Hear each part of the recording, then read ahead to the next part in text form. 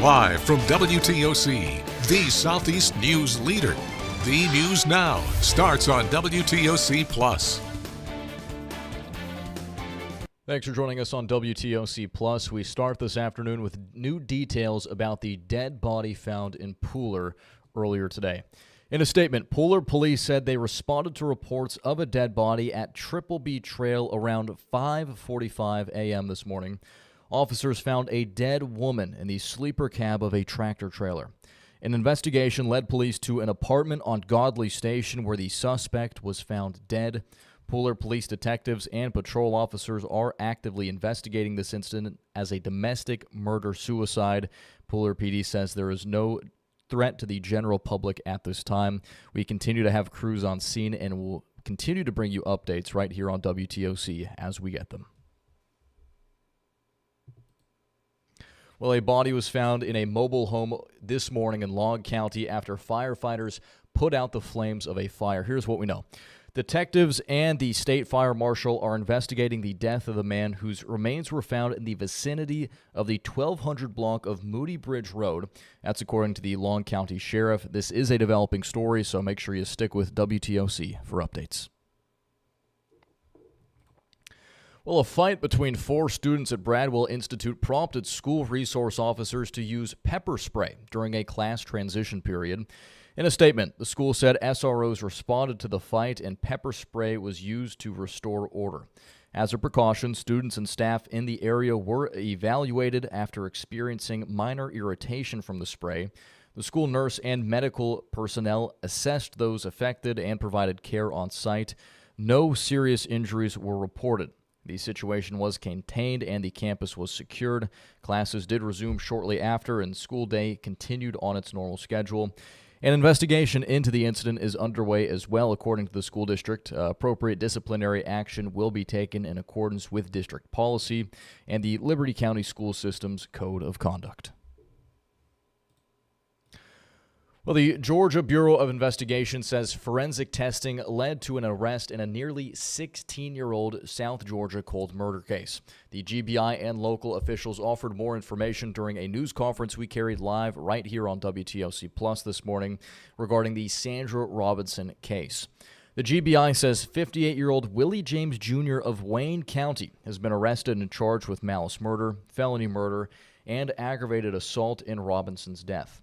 Investigators say James was a frequent visitor of the prepaid cellular store where Robinson was stabbed to death in March of 2010. Officials said the arrest comes after years of work between the GBI, Douglas Police Department, and several other law enforcement agencies. Robinson's son says her murder motivated him to pursue a career in law enforcement.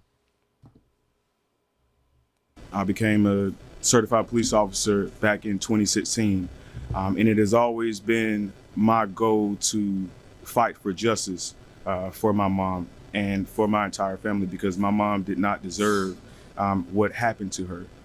So again, ever since then, like I've fought and I've fought and I've fought for her justice, and I'm glad that today I'm able to stand here. I thought I was going to be emotional.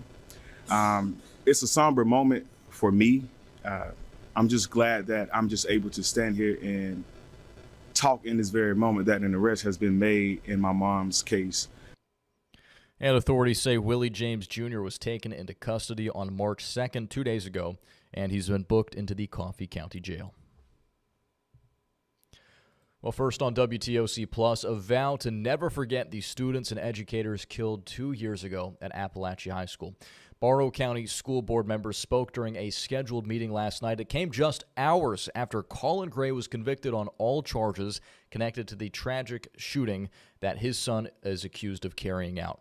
Alani Leetang with our sister station spoke with the victim's parents about the verdict, as well as what comes next.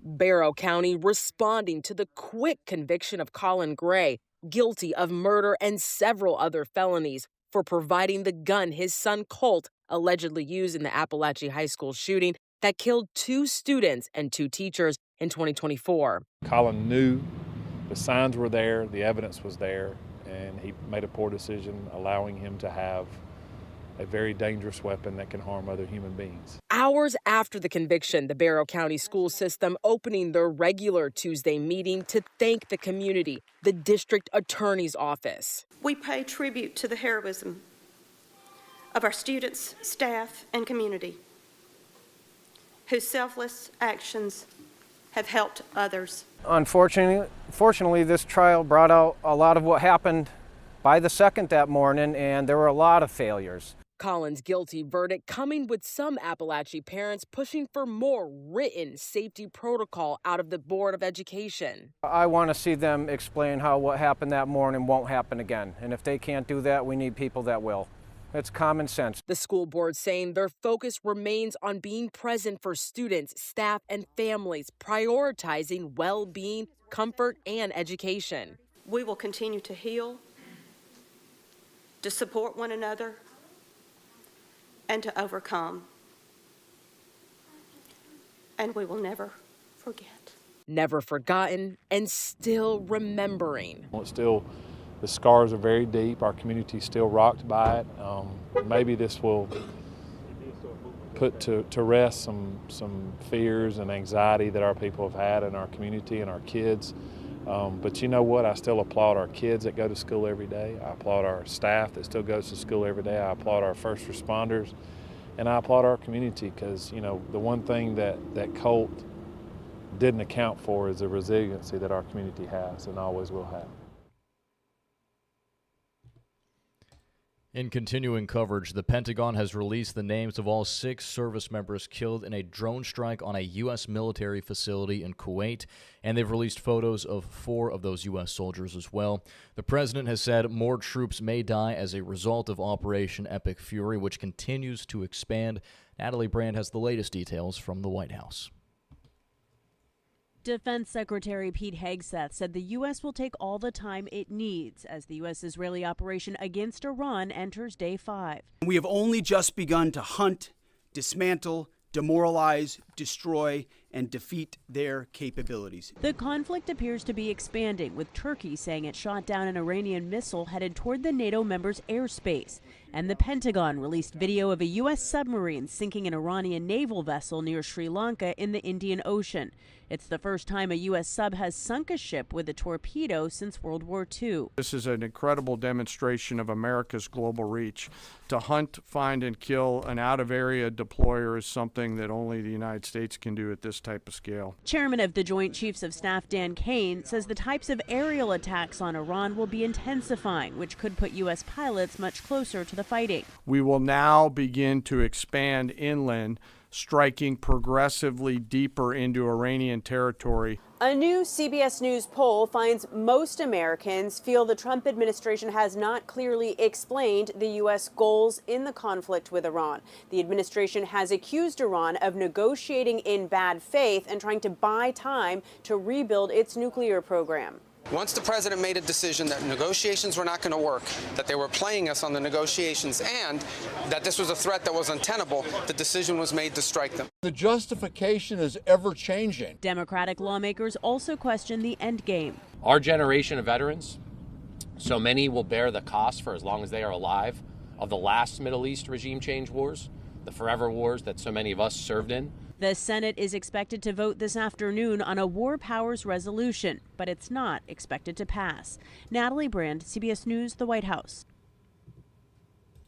Turning now to sports news, it's been a long spring training for the Atlanta Braves with all the injuries, and this afternoon they're taking another blow to their lineup as Major League Baseball has announced outfielder Jurickson Profar has been suspended for the entire 2026 season.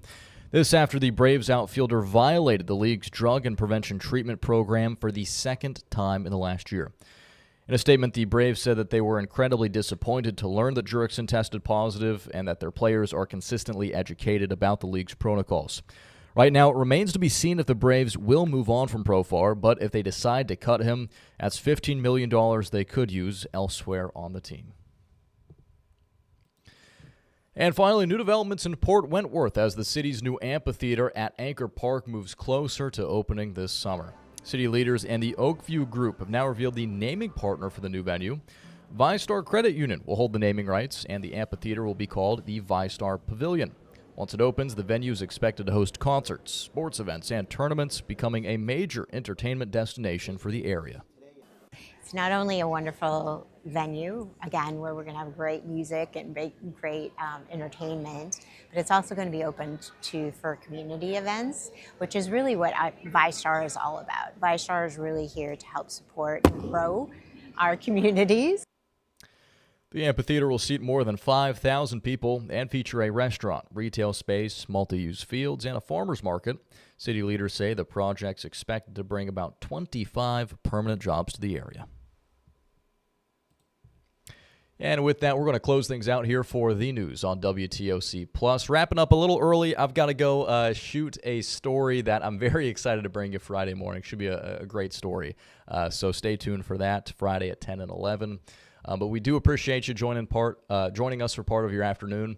We'll be back at 3 o'clock at the top of the hour for Welcome to Our Community with Don Baker.